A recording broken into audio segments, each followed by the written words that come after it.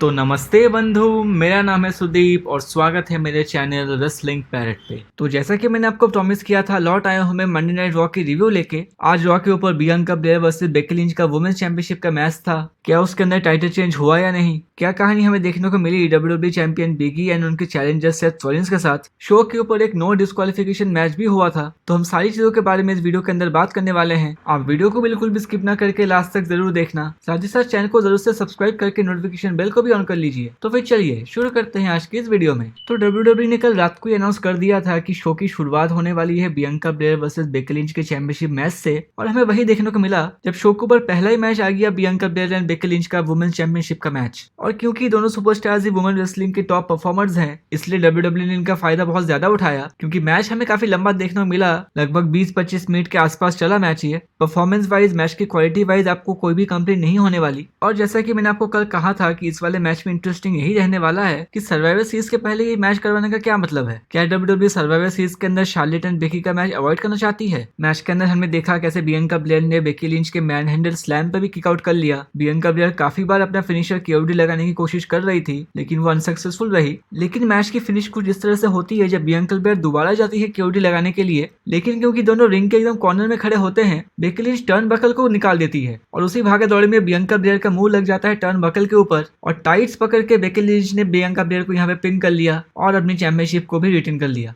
अब एक बार फिर से बियांका ब्लेयर बेकी लिंच के सामने हार चुकी है, लेकिन इनके पहले के मैचेस की तरह ही बियांका ब्लेयर को क्लीन पिन नहीं कर पाई है बेकी लिंच। कभी साशा बैंक्स आ जाती हैं, कभी समर स्लैम में 26 सेकंड के अंदर पीछे से अटैक कर देती हैं, लेकिन कैसे भी हो बेकी लिंच मैच तो जीतती है। और जैसा भी चल रहा है, देख के लग रहा है कि सर्वाइवर सीरीज के अंदर बेकी लिंच वर्सेस शार्लेट का मैच ही होने वाला है। तो फिर चलो, अब होनी को कौन टाल सकता है। देखते हैं डब्ल्यूडब्ल्यूई चीजों को किस तरह से प्लान करती है। शो के ऊपर नेक्स्ट मैच आता है Austin theory versus Rey Mysterio, और ये मैच इसलिए था क्योंकि ऑस्टिन थियोरी ने लास्ट वीक डोमिनिक को हराया था, तो उसका बदला लेने के लिए पिताजी को आना पड़ा। एंड अगेन मैच की क्वालिटी में कोई क्वेश्चन उठा नहीं सकता, क्योंकि मैच के अंदर रे मिस्टीरियो है और ऑस्टिन थियोरी तो उभरता हुआ टैलेंट है ही, वो कमाल के मैचेस देते ही हैं। लेकिन अनफॉर्चुनेटली यहाँ पे पिताजी बदला नहीं ले पाए, क्योंकि एंडिंग हमें कुछ ऐसा देखने को मिलती है कि ऑस्टिन थियोरी के ऊपर जब रे मिस्टीरियो जाते हैं 619 लगाने के लिए, तो डोमिनिक अपने फादर को हेल्प करने के लिए ऑस्टिन थियोरी को एक चांटा लगा देते हैं। लेकिन इस बार रेफरी ने वो देख लिया। यही सेम काम जब कोई हील सुपरस्टार करते हैं तब रेफरी नहीं देखते हैं, लेकिन क्योंकि यहाँ पे डब्ल्यूडब्ल्यूई को फादर एंड सन के बीच में कलेश दिखाना था, तो रेफरी ने वो वाला अटैक देख लिया डोमिनिक का और मैच को डिस्क्वालिफिकेशन से खत्म भी कर दिया। मैच के बाद हमने देखा कैसे डोमिनिक अपने फादर को सॉरी सॉरी बोल रहे थे, और क्योंकि बाप का दिल बहुत बड़ा है तो उन्हें माफ भी कर दिया। तो देख के ऐसा लग रहा है कि इन दोनों की कहानी अभी थोड़ी सी खींचेगी एकदम तुरंत ही, तो डब्ल्यूडब्ल्यूई इन दोनों को अलग नहीं करने वाली है। शो के ऊपर हमें नेक्स्ट देखने को मिलते हैं डब्ल्यूडब्ल्यूई चैंपियनशिप के number 1 contender Seth freaking Rollins. और सेथ रॉलिंस यहाँ पे आके अपनी बड़ाई कर रहे होते हैं कि कैसे उन्होंने लास्ट वीक एक रूलिंग लैडर मैच के बाद चैंपियनशिप का कॉन्ट्रैक्ट जीता है, वो कैसे सारे सुपरस्टार से बेस्ट हैं, वो रॉ के फेस है यहाँ पे, ना ही की बिगी। और उनके ऐसे कहते कहते वहाँ पे डब्ल्यूडब्ल्यूई चैंपियन बिगी आ जाते हैं। बिगी सबसे पहले आके सेथ रॉलिंस को कांग्रेचुलेट करते हैं कि हाँ भाई, मैंने तुम्हारा लास्ट वीक का मैच देखा, तुमने काफी अच्छा परफॉर्मेंस दिया है, लेकिन तुम अभी रॉ के फेस होने की बात कर रहे थे ना। रॉ का फेस तो मैं हूँ, क्योंकि मैं हूँ डब्ल्यूडब्ल्यूई चैंपियन। लेकिन सेथ रॉलिंस बिगी की इन बातों से कुछ ज्यादा खुश नहीं होते हैं। सेथ का ये कहना था कि देखो बिगी, तुम तो जोक हो ही, लेकिन तुम्हारे जो पार्टनर्स है King Woods and Coffee Mania के कोफी किंगस्टन, वो सारे लोग भी जोकी हैं। लेकिन बिगी को ये बात बिल्कुल भी रास नहीं आई। बिगी का कहना था कि देखो, तुमको जिसके बारे में जो बोलना है बोल लो, लेकिन कोफी मैनिया के बारे में कुछ मत कहना, जो कि डब्ल्यूडब्ल्यूई के हिस्ट्री का एक ग्रेटेस्ट मोमेंट है। और बिगी भी कहते हैं कि अच्छा, तुम जब इतना ऊपर उड़ ही रहे हो तो क्यों ना डब्ल्यूडब्ल्यूई चैंपियनशिप के लिए आज ही मैच हो जाए। लेकिन ऑब्वियसली सेथ रॉलिंस इस पे एक्सेप्ट नहीं करते हैं। उनका ये कहना था कि कैसे लास्ट वीक के लड़े मैच के बाद वो 100% नहीं है, और ये मैच उनके टर्म्स पे होने वाला है और ना ही कि बिगी के। और दोनों के बीच में ऐसे झगड़े चल रहे होते हैं, तभी वहां से चल के आते हैं केविन ओवेंस, और केविन ओवेंस आके बोलते हैं कि सेथ देखो, तुम तो चैलेंज को एक्सेप्ट नहीं कर रहे हो, तो तुम अपना बकवास बंद कर लो, क्यों ना आज बिगी और मेरे बीच में एक मैच हो जाए first time ever. And obviously क्योंकि बिगी एक बेबी फेस फाइटिंग चैंपियन है, तो उनको चैलेंज एक्सेप्ट करना ही था, और मेन इवेंट के लिए केविन ओवेंस वर्सेस बिगी का मैच फाइनलाइज हो जाता है। शो के ऊपर हमें फाइनली कम्पीट करते हुए नजर आते हैं women's tag team champions Rhea Ripley and Nikki ASH. और जैसे कि आपको पता है कि डब्ल्यूडब्ल्यूई के अंदर वुमेन्स टैग टीम में और कोई टैग टीम बची नहीं है, इसलिए डब्ल्यूडब्ल्यूई ने एक नया टैग टीम बना लिया, क्वीन जेलिना एंड कार्मेला का। ज्यादा कुछ बताने लायक मैच है नहीं है, क्योंकि अभी तो इनकी स्टोरी लाइन बस स्टार्ट ही हो रही है। लेकिन इतने दिनों के बाद हमें women's tag team champions match लड़ते हुए नजर आए, और वो मैच को हार भी गए। और यहाँ पे क्वीन जेलिना एंड कार्मेला ने मैच को जीत लिया है, और अब इनको एक फ्यूचर चैंपियनशिप के लिए अपॉर्चुनिटी भी मिलेगी। शो के ऊपर नेक्स्ट आता है फिन बैलर का एक ड्रीम मैच, जो कि उन्होंने 2 दिन पहले अपने इंस्टाग्राम प्रोफाइल में पोस्ट किया था। मैंने आपको बताया भी था, Finn Balor versus Chad Gable के बीच में। एंड अगेन दोनों कमाल के परफॉर्मर्स हैं, तो मैच की क्वालिटी भी सही थी। लेकिन क्योंकि इन दोनों के बीच में अभी तक कोई स्टोरी लाइन नहीं है, तो मैच तो ऐसे ही हो रहा था। और मैच की एंडिंग हमें देखने को मिली जब चैट गेबल एक सुप्लेक्स लगाते हैं फिन बैलर को रोप के टॉप से,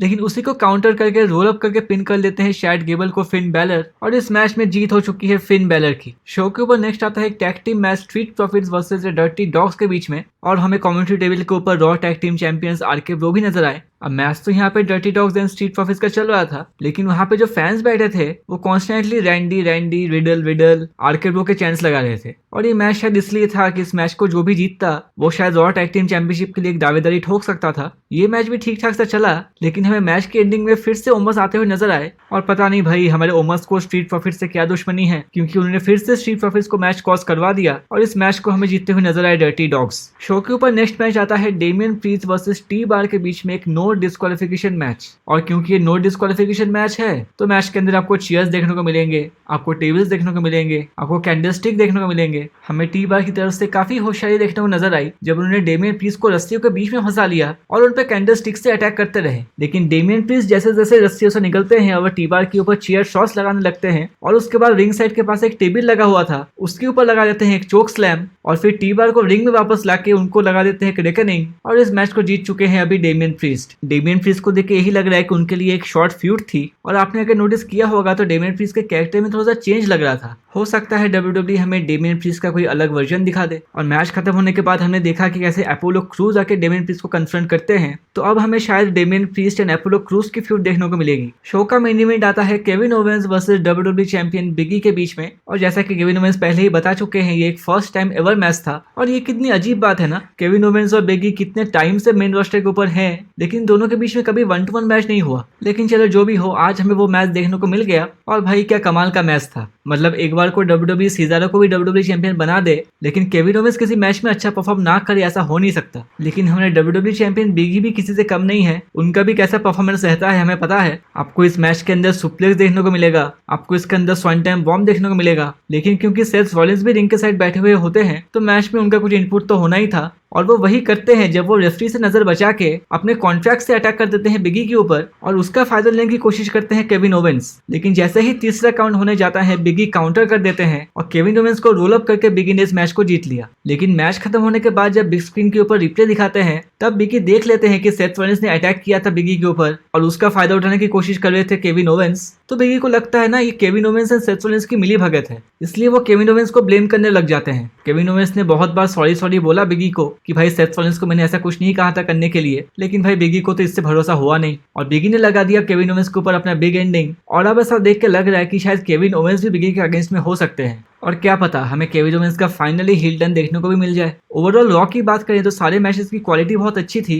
लेकिन कुछ मैचेस के अंदर कुछ स्टोरी लाइन नहीं थी। इसके अंदर शायद आपको मजा नहीं आने वाला, लेकिन सारे मैचेस आप एंजॉय जरूर करने वाले हो। आगे के शोज के लिए देखना इंटरेस्टिंग होगा कि अभी बियांका ब्लेयर का आगे का फ्यूचर क्या होने वाला है, क्योंकि मुझे तो नहीं लगता कि उनको दोबारा से बेकी लिंच के साथ प्रोग्राम मिलेगा भी। साथ ही सेथ रॉलिंस एंड बिगी का मैच कब होने वाला है वो भी देखना होगा। वैसे सर्वाइवर सीरीज को होने में अभी सिर्फ 2-3 हफ्ते ही बाकी हैं, लेकिन WWE ने अभी उसके लिए कोई भी मैचेस टीज नहीं किया है। जो हमें 5-on-5 traditional survivor series match देखने को मिलता है, या फिर जो चैंपियन वर्सेस चैंपियन मैच होता है, किसी को लेकर कुछ भी अनाउंसमेंट नहीं है। हो सकता है WWE वो सब चीजें आगे की किसी शोज के लिए बचा कर रखी हो, मे बी अपकमिंग स्मैकडाउन में या फिर नेक्स्ट वीक के रॉ में। तो फिर देखते हैं क्या होता है। तो आज की ये वीडियो यहीं तक की थी। अगर आपको ये पसंद आई हो तो इसको लाइक या शेयर करना ना भूले। इसके साथ साथ चैनल को सब्सक्राइब करके नोटिफिकेशन बेल को भी ऑन कर दीजिए, ताकि आपको रेसलिंग से जुड़ी हर न्यूज, अपडेट्स और इवेंट्स की जानकारी इस चैनल पे मिलती रहे। तो ठीक है बंधु, मिलते हैं आपसे अगले वीडियो में।